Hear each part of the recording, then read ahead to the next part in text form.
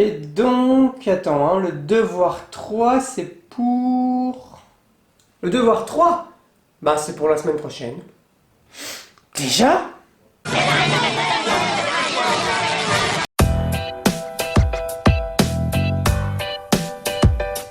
Le plan de votre travail, c'est un peu son squelette ou sa colonne vertébrale. Sans plan ou avec un mauvais plan, il est fort probable que votre travail s'effondre, et avec lui, votre note de TP. C'est donc fondamental que vous travailliez, que vous charpentiez correctement votre plan.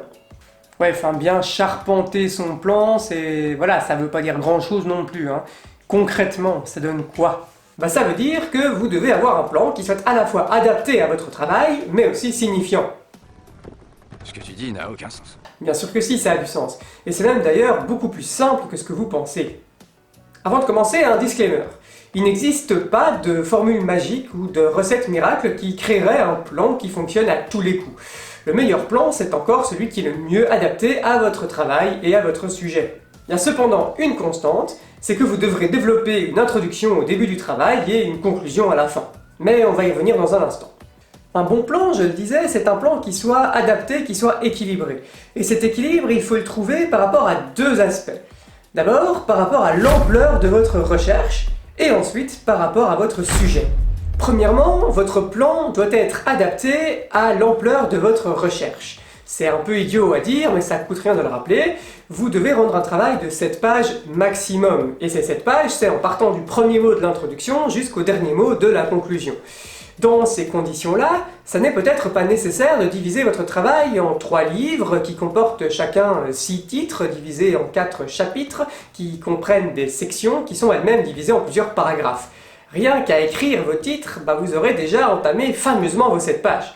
Il faudra donc privilégier des plans plus modestes. Mais attention, modeste ne signifie pas lacunaire. Il faut que le plan, s'il doit être relativement ramassé pour tenir en 7 pages, soit tout de même assez complet.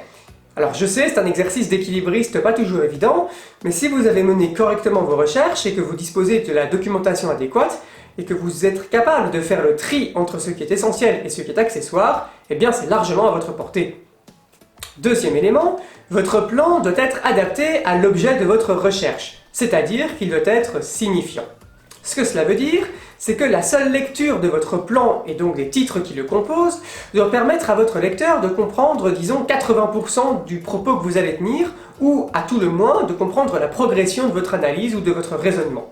Les titres qui composent votre plan, et donc votre table des matières, doivent être rédigés de manière soigneuse et de manière à fournir suffisamment d'informations à votre lecteur.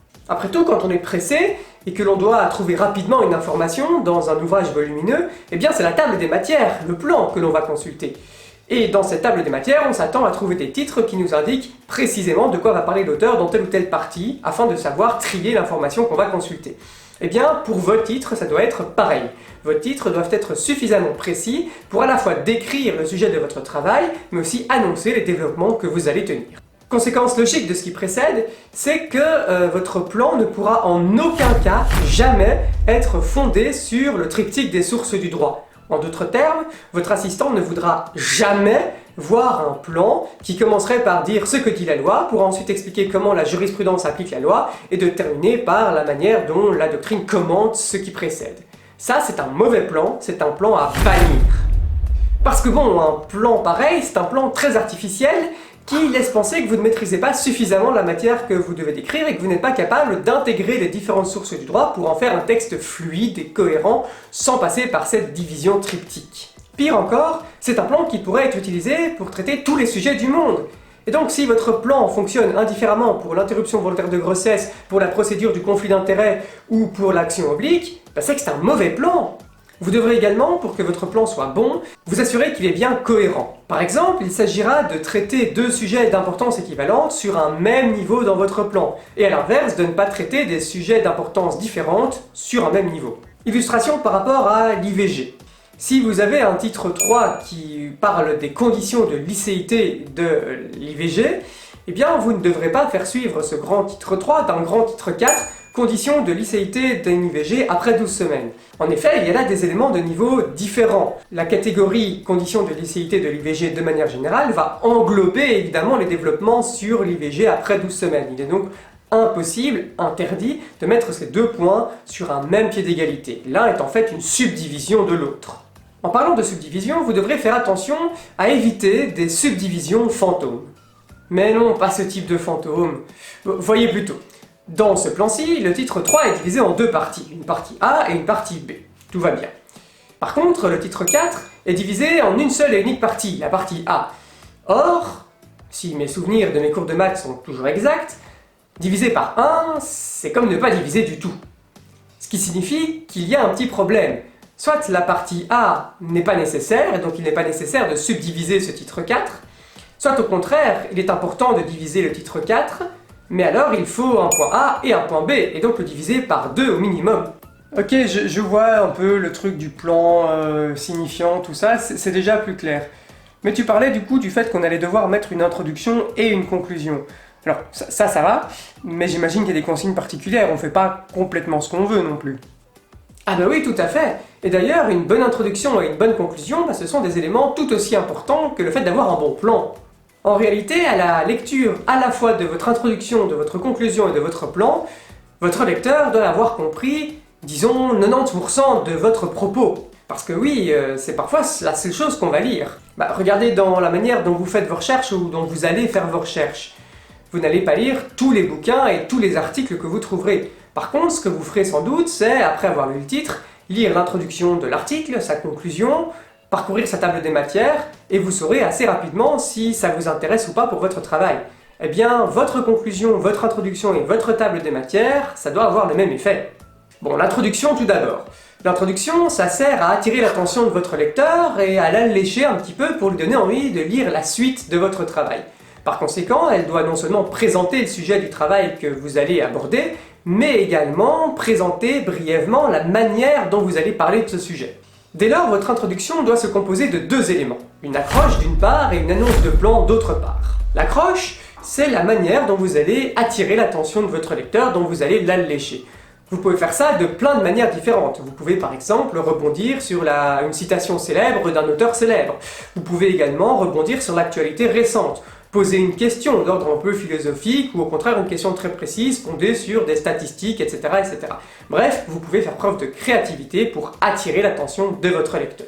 À la suite de cette accroche, vous devrez développer une annonce de plan, c'est-à-dire que vous allez devoir retracer rapidement les différentes étapes, les différentes choses que vous allez dire dans votre travail. En quelque sorte donc, l'introduction, c'est un peu la bande-annonce, le trailer de votre travail.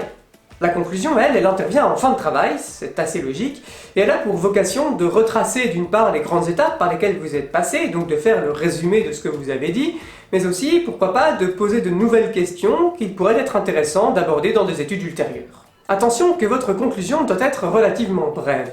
Elle ne peut par conséquent pas contenir d'éléments nouveaux qui n'auraient pas été développés dans le reste du travail. Elle ne peut donc pas poser de nouvelles questions, sauf éventuellement en ouverture, et elle ne peut pas répondre à des questions qui n'ont pas été posées plus haut dans le travail.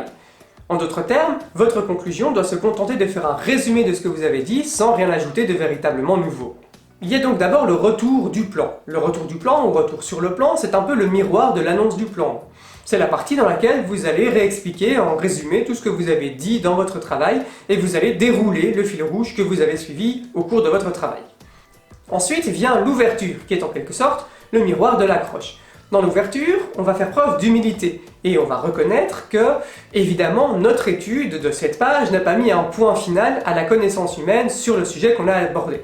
Dans l'ouverture, on va donc se faire des réflexions plus personnelles, plus philosophiques, éventuellement poser des questions philosophiques, éthiques sur le sujet, et éventuellement mettre en évidence quelques pistes de recherche qui pourraient être chouettes ou intéressantes d'approfondir dans des recherches ultérieures. Ok, introduction, conclusion, plan, tout ça, j'ai pigé, quoi, c'est nickel. Je vais pouvoir attaquer la rédaction du travail, hein. Il va pas s'écrire tout seul. Ah oui, non, là, ça va pas se rédiger tout seul. Mais peut-être, avant de vous lancer corps et âme dans la rédaction du travail, écoutez-moi encore un instant, j'ai quelques derniers conseils à vous donner. Le premier, ce serait de ne pas négliger la forme de votre travail.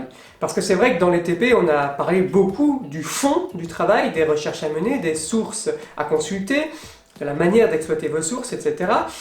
Mais la forme de votre travail, sa mise en page, est quasiment aussi importante que le fond du travail.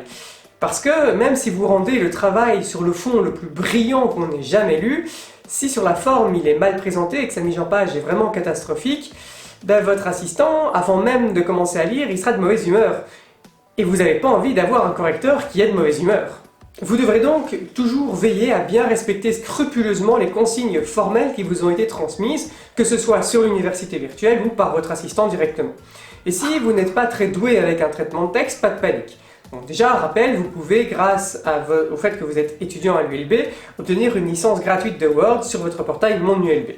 Et Word, vous n'avez peut-être pas l'habitude de le maîtriser, c'est pas grave, parce que dans le reste de cette leçon sur l'université virtuelle, vous trouverez un tutoriel, une vidéo qui vous explique les principales fonctions et fonctionnalités de Word dont vous aurez besoin pour rendre un travail qui soit impeccable sur sa mise en page. Par ailleurs, et toujours dans la suite de cette leçon sur l'université virtuelle, vous pourrez trouver des exemples de plans, d'introduction et de conclusion qui ont été réalisés par des étudiants sur le sujet de l'IVG lors des années précédentes.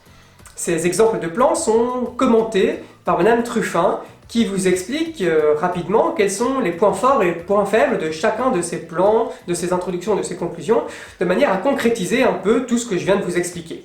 Un dernier conseil, ça va être, si ce n'est pas encore fait, de consulter la grille d'évaluation que les assistants vont utiliser pour coter vos travaux. Elle est tout à fait disponible sur l'université virtuelle, il n'y a pas de secret, et dans la suite de cette leçon, vous aurez même une version commentée par Madame Truffin, qui vous expliquera donc ce qu'on attend exactement dans chaque critère. C'est fondamental parce que comme ça, vous pouvez prendre connaissance des critères d'évaluation qui seront utilisés par vos assistants, et vous savez donc à quoi vous devez porter attention et à quoi vous devez faire vraiment attention. Voilà, il s'agissait de mes derniers conseils, puisque nous sommes arrivés à la fin de cet enseignement. Comment ça, la fin de l'enseignement? Tu veux dire que les vidéos comme ça, c'est fini? Déjà? Eh oui, déjà, je sais. J'espère que vous aurez apprécié ce format d'enseignement, qui est inédit, pour vous comme pour moi, et j'espère que vous aurez pris, en assistant à ces différentes séances, au moins une fraction du plaisir que j'ai pris à les réaliser. J'espère surtout que ces séances vous ont été utiles, que grâce à elles, vous voyez déjà un peu plus clair dans les méandres de la méthodologie juridique, que vous vous sentez armé pour attaquer la rédaction de votre travail, et plus largement que vous vous sentez prêt à affronter le reste de vos études de droit. Si vous avez le bon sens de vous passionner pour le droit public, comme c'est mon cas, eh bien peut-être qu'on se recroisera dans des enseignements dans des années supérieures. Et si c'est pas le cas, bon c'est pas grave, on peut survivre en faisant du droit privé. Quoi qu'il en soit, je vous souhaite que vous fassiez du droit public ou du droit privé, de bien vous épanouir dans vos études de droit. Et même plus largement, quoi que vous fassiez, de vous épanouir dans votre parcours académique, mais aussi et surtout dans votre vie personnelle. D'ici à notre prochaine rencontre, je vous dis prenez soin des autres, prenez surtout soin de vous. Ciao!